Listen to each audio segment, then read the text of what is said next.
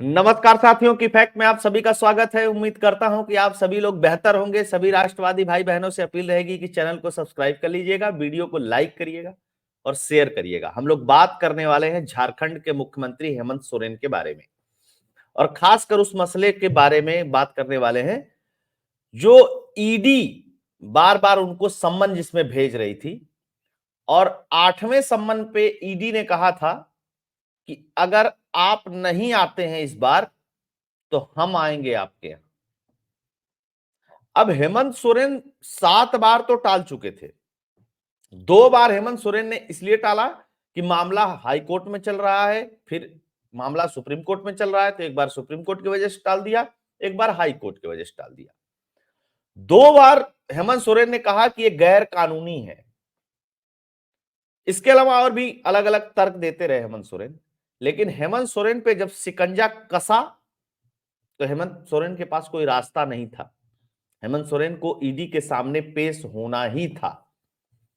हेमंत सोरेन 20 तारीख को ईडी को अपना जवाब देंगे, आमने सामने बैठ करके ईडी पूछताछ करेगी हेमंत सोरेन से। ये लोग हम ये सवाल हम लोग बार बार उठा रहे थे कि ईडी बार बार सम्मन दे रही है और ये लोग पेश नहीं हो रहे हैं। चूंकि ईडी के कानून में यह नहीं लिखा हुआ है कि कितने बार सम्मन देने के बाद ईडी डायरेक्ट गिरफ्तार कर सकती है। ईडी वैसे भी गिरफ्तार कर सकती है या ईडी पहले सम्मन के बाद भी गिरफ्तार कर सकती है, दूसरे के बाद भी गिरफ्तार कर सकती है और 10वें के बाद भी गिरफ्तार कर सकती है। वो ईडी के अपने उस पे डिपेंड करता है और उसके पास कितने मजबूत आधार हैं गिरफ्तारी के, उस पे डिपेंड करता है, या पूछताछ के कितने मजबूत आधार है इस पे डिपेंड करता है। ये रही ईडी का एक पक्ष। आइए देखते हैं इस पूरे खबर को कि हेमंत सोरेन ने अपना स्टैंड क्यों बदल लिया और हेमंत सोरेन को अब पता चल गया कि बहुत दिन तक टाल मटोल नहीं चल सकता है। क्योंकि सबसे पहले तो हाई कोर्ट ने रिजेक्ट कर दिया।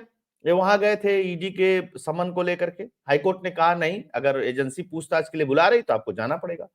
फिर ये सुप्रीम कोर्ट गए, सुप्रीम कोर्ट से भी इनको टकासा जवाब मिल गया कि नहीं, आपको ईडी के सामने पेश होना पड़ेगा अगर एजेंसी आपको बुलाती है तो ये तो खबर हो गई। अब दूसरी बात मैं इसमें बताता हूं।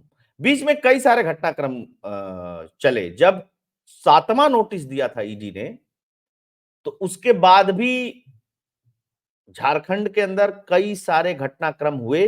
विधायकों को बुलाया गया, फिर एक विधायक का इस्तीफा हुआ, फिर उनकी पत्नी कल्पना सोरेन को मुख्यमंत्री बनाने की बात चली। ये सब सारी चीजें चल रही थी। अभी भी वो वैकेंट है सीट। फिर उसके बाद भारतीय जनता पार्टी के नेता चले गए चुनाव आयोग, फिर राज्यपाल से भी मिले और बोले कि अब 1 साल के अंदर चुनाव होने वाला है तो अभी इस पे उपचुनाव नहीं होना चाहिए। ये सब सारी चीजें चल रही थी। तो पहला तो इन्होंने स्टैंड बदल लिया।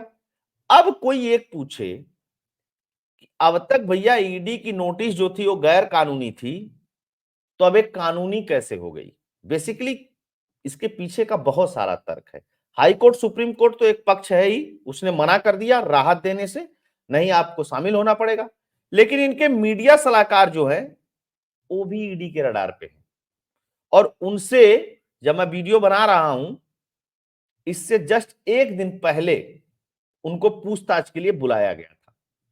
इन्होंने लिखित एफिडेविट दिया ईडी को कि मेरी पत्नी बहुत बीमार है, 22 तारीख के बाद का कोई भी दिन आप रखेंगे तो हम आपको आकर के जवाब देंगे। बेसिकली जब बड़े बड़े लोग कोई करप्शन करते हैं या इधर उधर करते हैं तो वो अकेले नहीं करते हैं, उनका पूरा एक गैंग होता है, गिरोह होता है, उनके लोग होते हैं, उनके द्वारा करते हैं। उसी मामले में ये जो इनके मीडिया सलाहकार हैं, इनसे पूछताछ करने वाले अभिषेक प्रसाद है इनका नाम। पिंटू पिंटू कहते हैं ईडी को लिखकर कहा कि उनकी पत्नी बीमार है, इसलिए पूछताछ के लिए 22 जनवरी के बाद का समय दिया जाना चाहिए। गैरतलब है कि ईडी ने पिंटू से पूछताछ के लिए 16 जनवरी को तलब किया था, लेकिन वह नहीं पहुंचे। 3 जनवरी को उनके ठिकाने, ध्यान दीजिएगा, 3 जनवरी मतलब 7वां सम्मन के आसपास की बात बता रहा हूं मैं। 3 जनवरी को पूछताछ, 3 जनवरी को उनके ठिकाने पर छापेमारी की थी, जहां से टीम को डिजिटल उपकरण मिले हैं और उस डिजिटल उपकरण में सबूत मिले हैं। उस सबूतों के आधार पर ईडी इनसे पूछताछ करने वाली है। अब हेमंत सोरेन के पास रास्ता क्या बचा? इसके अलावा क्या हुआ?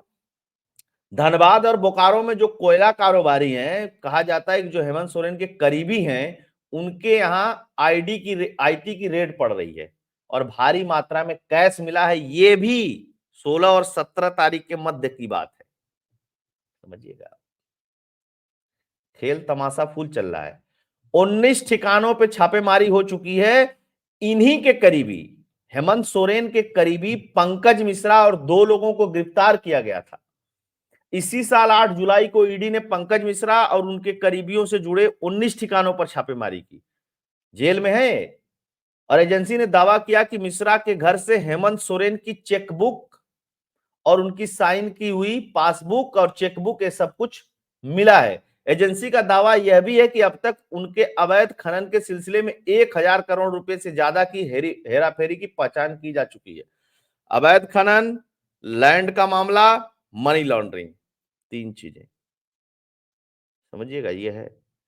अब चूंकि मुख्यमंत्री हैं, तो मुझको लगता है कि डायरेक्ट शायद ईडी गिरफ्तार न करे, कोर्ट की तरफ मूव करे और कोर्ट के कहने पे हेमंत सोरेन सरेंडर करे। या हो सकता है कि डायरेक्ट भी कर ले, अगर बहुत मजबूत सबूत हुए तो डायरेक्ट भी ईडी कर सकती है।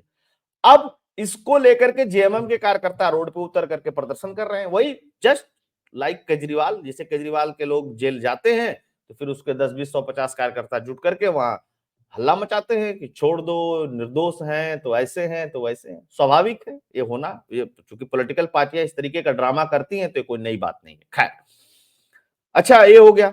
अवैध खनन में मनी लॉन्ड्रिंग के सिलसिले में ईडी ने जुलाई में छापेमारी की थी। ये छापेमारी हेमंत सोरेन के करीबी माने जाने वाले पंकज मिश्रा के ठिकाने पर हुई थी। इस मामले में मिश्रा को गिरफ्तार किया गया था।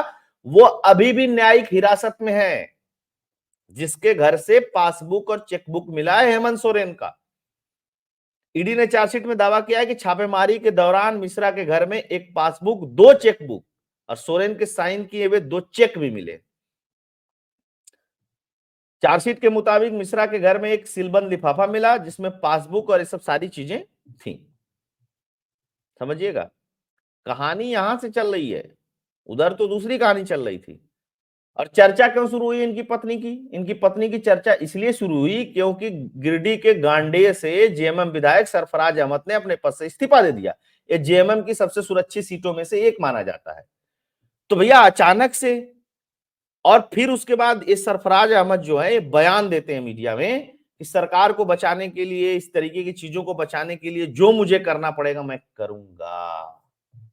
इसलिए लोग कह रहे हैं कि हेमंत सोरेन को लग रहा है कि वो जेल जाएंगे, तो जेल जाने से पहले हेमंत सोरेन चाहते हैं कि पार्टी पे जो कब्जा है वो परिवार का बना रहे।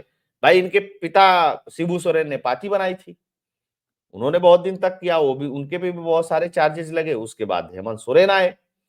हेमंत सोरेन अब किसको दें? बच्चे तो छोटे हैं इनके, तो बसता कौन है? पत्नी बसती है, तो पत्नी को पार्टी की कमान दे करके जाएंगे। लेकिन अब पेच ये है कि जेएमएम के और सारे लीडर इस पे तैयार होंगे या नहीं होंगे। यह सबसे महत्वपूर्ण बात है इस पूरे घटनाक्रम के अंदर। अच्छा, एक अब देखिए 2-3 चीजें बड़ी समझने वाली बात है। हम लोग हमेशा से इस बात को उठाते रहे, उधर केजरीवाल का मुद्दा हो वो भी सम्मन पे नहीं जा रहा है, और इधर हेमंत सोरेन का मुद्दा हो। इस देश में जो लोग न्याय की बात करते हैं, जो लोग लोकतंत्र खतरे में है उसकी बात करते हैं, उनको इसी देश के लोकतंत्र के जो स्तंभ हैं, चाहे वो विधानसभा हो, चाहे वो लोकसभा हो, जहां से कानून बनते हैं, वहां से पास किए हुए कानून से ही ईडी बनी है। वहां से पास किए हुए कानून से कोर्ट है। वहां के पास हुए कानून से सारी व्यवस्थाएं हैं। लेकिन ये आरोप लगाएंगे दूसरे पे। अगर ईडी के पास सबूत नहीं है, ईडी फर्जी कहानी बनाई है, तो कोर्ट आपको 2 मिनट में बेल दे देगा। मनीष सिसोदिया की तरह साल साल भर से ऊपर नहीं हो जाएंगे। लेकिन नहीं, इनको कुर्सी प्यारी है। इन लोगों को लगता है कि हम करप्शन करें, हमसे पूछताछ ना हो, हमसे पूछताछ हो, हम जेल जाएं तो बताएं, लोगों को गुमराह करें कि करप्शन हो गया है। चुनाव ना जीत पाए तो कह दें कि ईवीएम खराब है। लोग वोट दे दें तो कह दें कि भैया वो तो पोलराइजेशन हो गया है। यह तो स्थिति चल रही है इस देश में पॉलिटिकल पार्टियों की।